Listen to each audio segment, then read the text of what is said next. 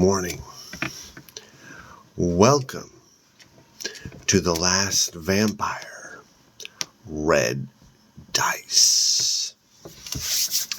Are we ready? We are in Chapter 9.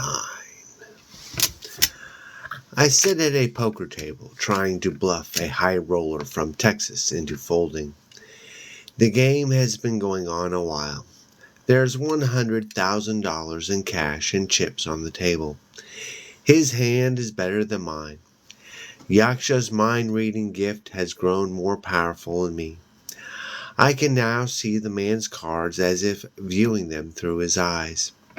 He has 3 aces, 2 jacks, a full house. I have 3 sixes, Satan's favorite number. He has the winning hand. The Texan wears leather cowboy boots, 5-gallon hat. The smoke from his fat cigar does not irritate my eyes. He blows a smelly cloud my way as if to intimidate me. I smile and match his last bet. Then I raise him another 50,000. We are enjoying a private game in a luxurious corner of the casino, where only fat cats hang out. There are other men sit with us at the table, but they have since folded. They follow the action closely. They all know each other. The Texan will not like to be humiliated in front of them. "You must have a royal flush, honey child," he says, betting the way you do. He leans across the table. "Or else. You got a sugar daddy paying your bills." Honey and sugar, I muse aloud. Both are sweet, like me, I add, sharpening my tone. But I pay my own bills. He laughs and slaps his leg. "Are you trying to bluff me?" "Maybe." "Match my bet and find out." He hesitates a moment, glancing at the pot. The action is getting kind of heavy. "What do you do, child, to have so much dough? Your daddy must have given it to you." He's trying to ascertain how important the money is to me. If it means a lot in my mind, then I will be betting heavily only if I have an unbeatable hand. Leaning across the table, I stare him in the eye, not strong enough to fry his synopsis, but hard enough to shake him. I don't like being called a child. I am 5,000 years old after all. I earned every penny of it, I tell him. The hard way. "Where'd you get your money, old man?" He sits back quickly, ruffled by my tone, my laser vision. "I earned it by honest labor," he says, lying. I sit back as well, then lose it honestly. Match my bet or fold. I don't care which. Just quit stalling. He flushes. I'm not stalling. I shrug, cool as ice. "Whatever you want to call it, old man." "Damn you," he swears, throwing his cards down. I fold. My arms reach out and take the money. They're all staring at me. "Oh," I say. "I bet you're wondering what I had. But you're too professional to ask, aren't you?" I stand and start to stuff the cash chips in my purse. "I think I'll call it a night." "Wait right there," the Texan says, getting up. "I want to see those cards." "Really? I thought you had to pay to see them." "Are the rules different for Texas?" "They are when you've got 50 grand of my money, bitch. Now show me." I dislike being called a bitch more than a child. "Very well," I say, flipping over the cards. "You would have won. That's the last time I show a hand you didn't pay to see. Now, do you feel better? You were bluffed out of your wrinkled skin, old man." He slams the table with his fist. "Who are you, anyway?" I shake my head. "You're a sore loser. and I've wasted enough time on you. I turn away. One of his partners grabs my arm. That is a mistake. Hold on now, honey, he says. The others move closer. I smile. Yes. Of course I am protected by the casino. I need only raise my voice, and these men will be thrown out. But I dislike going to others for help when I am so capable of taking care of myself. Dinner will be a 4-course meal tonight, I think. What can I do for you? I ask. The man continues to hold on to my arm, but doesn't respond. He glances at the Texan, who's clearly the boss. The Texan has regained his smile. We would just like to play some more, honey, he says. That's only fair. We need a chance to win our money back. My smile widens. Why don't I just give you the money back? My offer confuses him. The Texan shrugs.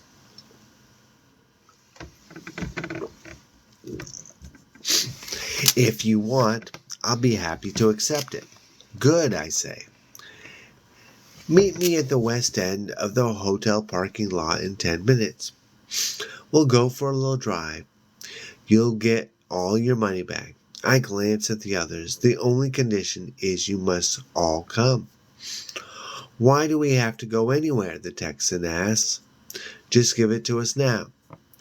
I shake off the others' hold on me. Surely you're not afraid of little old me, sugar daddy, I say sweetly.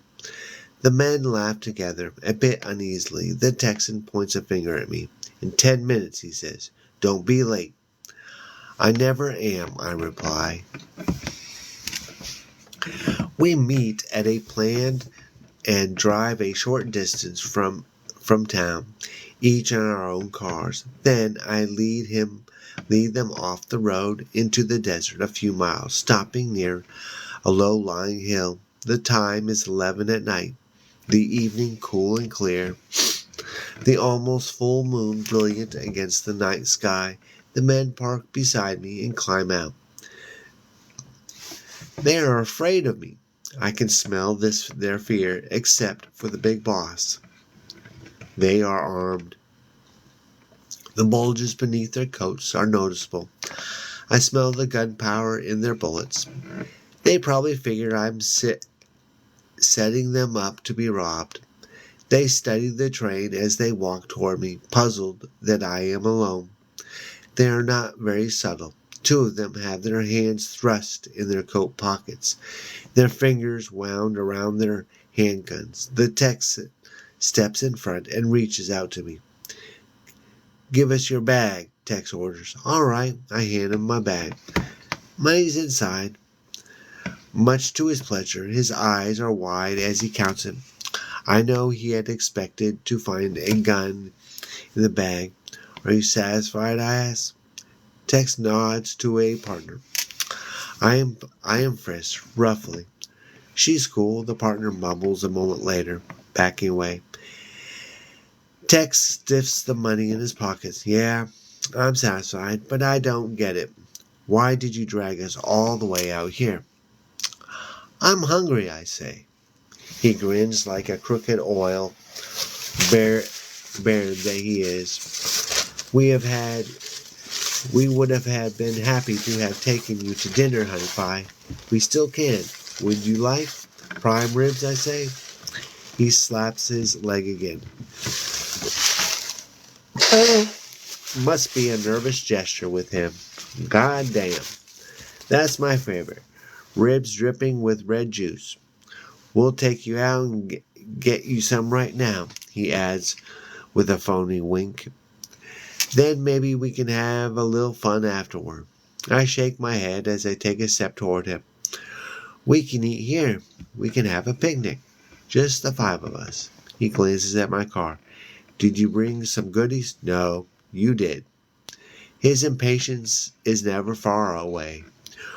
What are you talking about? I throw my head back and laugh. You're such a fake. Your politeness only appears when it is useful to you. Now that You have stolen the money. I won fair and square. You want to take me out for dinner. Tex is indignant. We did not steal this money. You offered to return it to us. After pressure from you, let's call a spade a spade. You're a crook. No one calls me that and gets away with it. Really. What are you going to do? Kill me? He steps forward and slaps me across the face with the back of his hand. Bitch, you just be happy I'm not that kind of man. I put a hand on my mouth. Aren't you that kind of man? I asked softly. I see your heart, Mr. Moneybags. You have killed before. It's good we meet tonight, out here in the desert. If you lived, you would probably kill again. He turns to leave. Let's get out of here, boys. Wait, I say. I have something else to give you. All right. So what is she going to give them?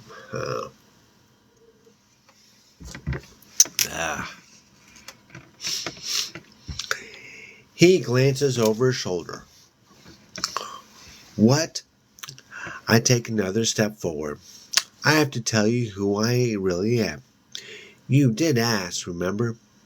Tex is in a hurry. So who are you? Hollywood star? Close. I am famous in certain circles. Why, just a few days ago, the entire LPD was chasing me around town. You read about it in the papers. A wary note enters his voice. Once again, his men glance around, this time looking for Arab backups. You're not connected to that group of terrorists, are you? There were no terrorists. That was just the cops trying to cover their asses. It was just me and my partner. We caused all the ruckus. He snorts. Right. You and your partner wasted 20 cops. You must be the Terminator, huh? Close. I'm a vampire. I'm 5,000 years old. He snickers. You're psycho, and you're wasting my time. He turns again. Good night. I grab him by the back of his collar, yank him close, pressing his cheek next to mine. He is so startled he hardly reacts, but his men are better trained. Suddenly, I have 3 revolvers pointed at me. Quickly, I shield myself with Tex. My grip on him tightens, cutting off his air. He gags loudly. I am in a generous mood, I say calmly to the others. I will give your men a chance to escape. Ordinarily, I would not even consider it, but since my cover has been blown, I'm not so picky about destroying every shred of evidence. I pause and catch each of their eyes, no doubt sending a shiver to the base of their spines. I suggest you get in your cars and get out of here. Out of Las Vegas completely. If you don't, you will die. It is that simple. I throttle Texas. He moans in pain. My voice takes on a mocking tone. You can see how strong I am for a honey child. Shoot her, Tex gasps as I allow him a little air. That is a bad idea, I say. To shoot me, they have to shoot you first, because you are standing in front of me. Really? Tex, you should think these things out before giving such orders. I glance at the others. If you don't get out of here, I'll have you for dinner as well. I really am a vampire, and for me, prime ribs comes in all shapes and forms. With one hand, I lift Tex 2 feet off the ground. Do you want to see what I do to him? I guarantee it'll make you sick to your stomach. God, one of the men whispers and turns to flee. He doesn't bother with the car. He just runs into the desert, anywhere to get away from me. Another fellow edges toward the periphery. But the remaining man, the guy who grabbed me in the casino, the same one who frisked me, snaps at him. She's not a vampire, he says. She's just some kind of freak. That's it, I agree. I take steroids. I glance at the guy who wants to leave. Get out of here while you still can. You will see neither of these men alive again. Believe me, you'll hear their screams echoing over the desert. My tone is persuasive. The guy leaves, chasing after the first one. Now there are just 3 of us. How cozy. In reality, I was not looking forward to having to dodge the bullets fired by 3 separate men. I allow Tex a little more air. Let him say his last words. His tune has not changed. Shoot her, he croaks at his partner. You could try and see what happens, I remark. The hired hand is unsure. His gun wavers in the air. I can't get a clear shot.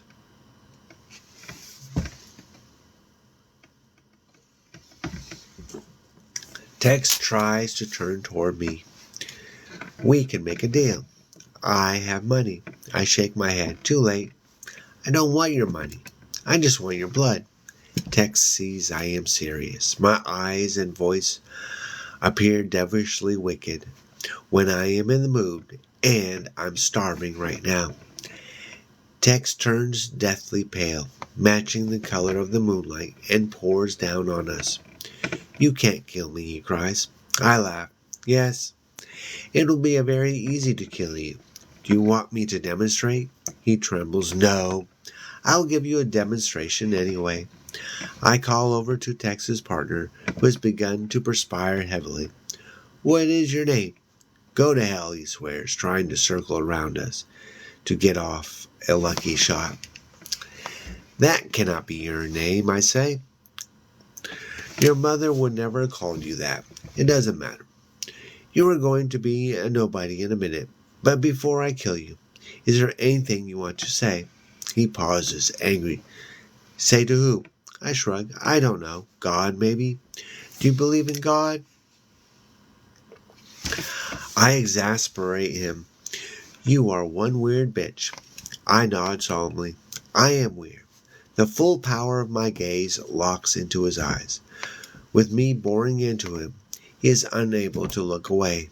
All he sees, I know, is my fathomless pupils swelling in size like black holes. I speak very slowly, softly. Now, my dear man, you're going to take your gun and put it in your mouth. The man freezes for a moment. Then, as if in a dream, he opens his mouth and puts the gun between his lips.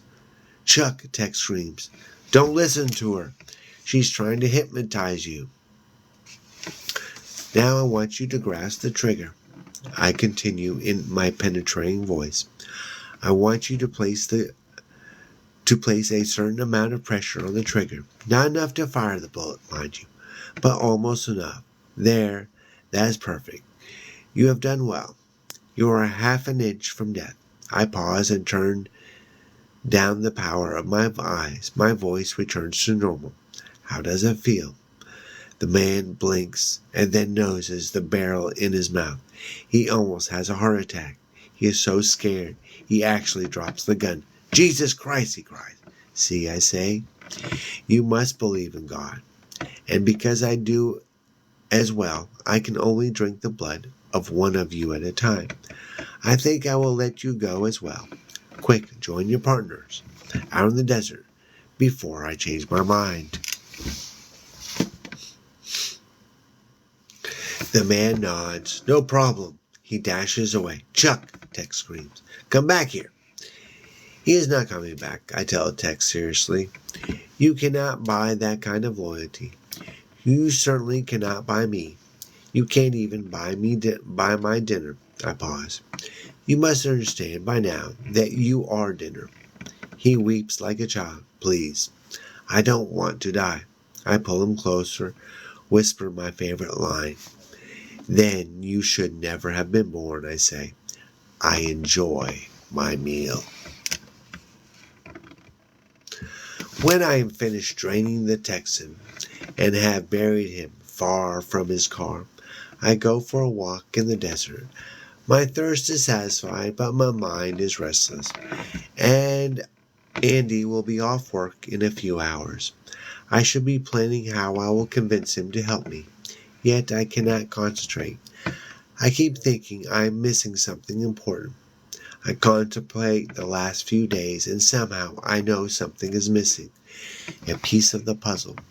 The piece exists just beyond the edge of my vision. What it is, I cannot grasp. Arturo is the key. Yes, it is. Arturo's ghost haunts me. The world never knew what it had lost in him. What great sorrow could there be? I asked myself how he would have been remembered if there had been no Inquisition, if there had been no Sita, no magical blood to poison his dreams. Perhaps his name would have been uttered in the same breath as that of Leonardo da Vinci, of Einstein. It tortures me to think of the lost possibilities. Arturo the alchemist, the founder of a secret science. What did he do to Ralph? I whisper aloud. Why did you do it? Why did you refuse to talk to me when we were in jail? But his ghost has a question of its own. Why were you so quick to kill Ralph? I had to. I tell the night. Why did you pray me, Sita? I had to, I say again. You were out of control, but I never accused you, Sita, and you were the real witch. I sigh. I know, Arturo, and I was not a good witch. I have come far from where I started. A steep hill stands before me, and I climb to the top of it. Let me get the time. There it is.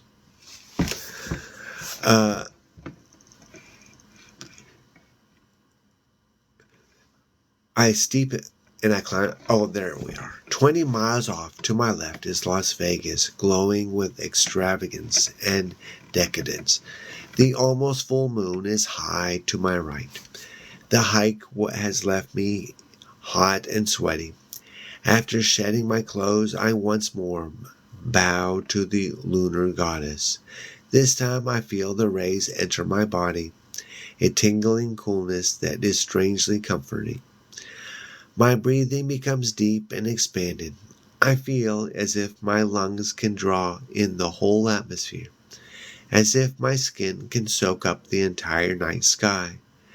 My heart pounds in my chest, now circulating a milky white substance instead of a sticky red blood. Without using my eyes, I know I am becoming transparent.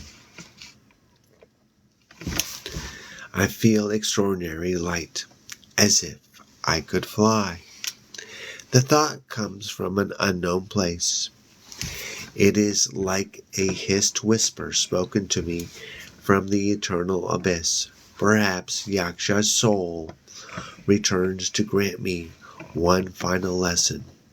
The soles of my feet leave the top of the hill, but I have not jumped. No, I am floating a few inches above the cool sand.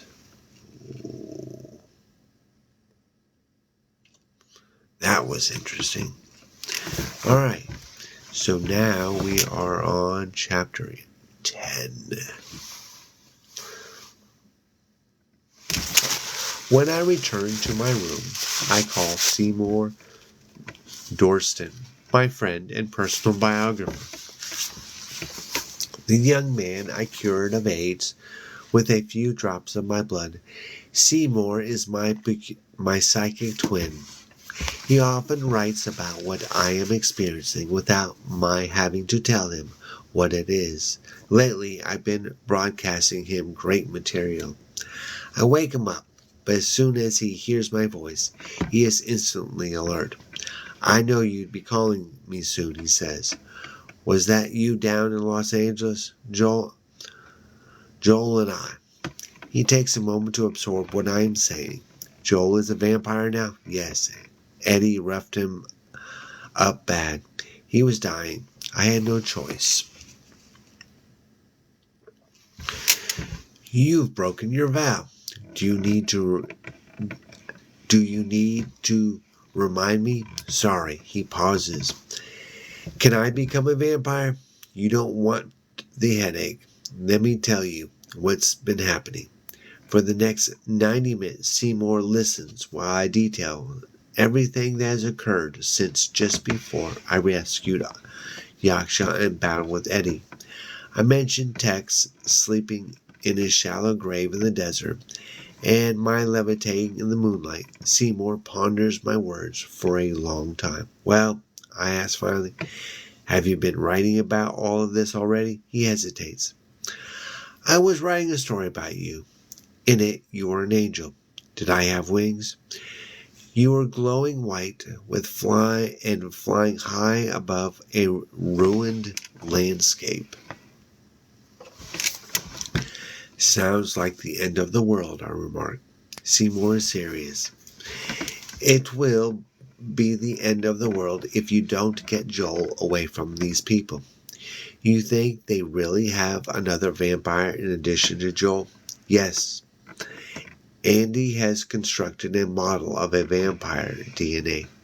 He wouldn't have had the time to do it after Joel was brought to him. How do you know what vampire DNA looks like? I haven't told Seymour about Arturo. The story is too painful, and besides, I don't think it applies to the situation. Trust me, I have experience in the matter. I reply, Andy's model is accurate. Anyway, whether I have to rescue one or two, my dilemma is the same. I have to get in there, and then I have to get 3 of us out. It sounds like your best bet is Andy. Can't you stare him in the eye and make him do what you want? That can backfire. If I push too hard, I'll scramble his brain, and the others will know there's something wrong with him. But if I'm careful, I can plant a few suggestions deep in his mind. Money is a smart angle. Offer him millions. The fact that he hates his boss doesn't hurt either. I agree. But Seymour, you're supposed to tell me what I'm missing. Do you feel you're missing something? He asks. Yes, I can't explain, but I know it's there. It's just not evident to me. Seymour considers. I'll tell you a couple of things you won't want to hear. When you get inside the compound, you can't go straight for Joel. Why not? You have to get to the general. You have to be able to control him. He might be harder to get to than Joel. I doubt it. Joel will be locked in a cage even you won't be able to escape from. Obviously, they know how strong a vampire is. Joel is powerful, no doubt, but he is still a child next to me. They don't know that. They know more than you think, Sita. You're really not looking at the whole picture. They're probably still searching Lake Mead for your body. The fact that they haven't found it tells the general that you're still alive, and for you to have survived what they put you through means that you have to be handled with extreme care. Seymour pauses. The general must have figured you'll come for Joel. You sound so certain, I say. I'm not. Look at it logically. You have several chances to leave Joel during your fight with the LAPD. But you didn't. In fact, you showed tremendous loyalty to him. Believe me, they've constructed a psychological profile on you. They know you're coming for him. They'll be waiting for you. That's one of the reasons you have to go after the general first. Control him and his mind, and you control the compound. His associates will know something is up. You need only control him for a short time. Also, you have no choice. You need the general for something other than rescue and escape. What? I ask, knowing what he'll say. Samples of vampire blood will be spread all over the compound. I bet they have several labs there, and you won't be able to walk around and find all the samples. On top of that, they'll have the research that they've constructed in their computers. For these reasons, the compound has to be completely destroyed. It's the only way. You're going to have to force the general to detonate a nuclear warhead. Just like that. Blow up all those people. You killed plenty of people down in L.A. My voice is cool. I didn't enjoy that, Siebel. He pauses. I'm sorry, Sita. I don't mean to imply that you did. All right, so there, I have to stop. And we'll begin again on Monday. Now, for those of you who are interested, book 1 is on my YouTube channel, and I'm slowly uploading Black Blood. I think it'll be finished with all the episodes this weekend or Monday. Not sure. Okay, and for those of you who are interested, I am the YA horror author of Vampire Juice. It is a YA horror mystery adventure with vampires and a smidgen of teen romance. It is spooky and creepy, like Fear Street and The Lost Boys and Are You Afraid of the Dark? And here is my little book synopsis. Amanda and Sean stumble upon a mysterious can of juice while searching for Halloween costumes at a local store. Despite being kicked out by the sales clerk, they become obsessed with uncovering the truth behind the strange drink. With the help from some local bullies, they sneak back into the store through a crypt in the graveyard, only to find themselves in the midst of a spine-chilling adventure. That sounds interesting to you? My link is in the bio. Now, thank you for watching, and I will see you Monday with more on Red Dice.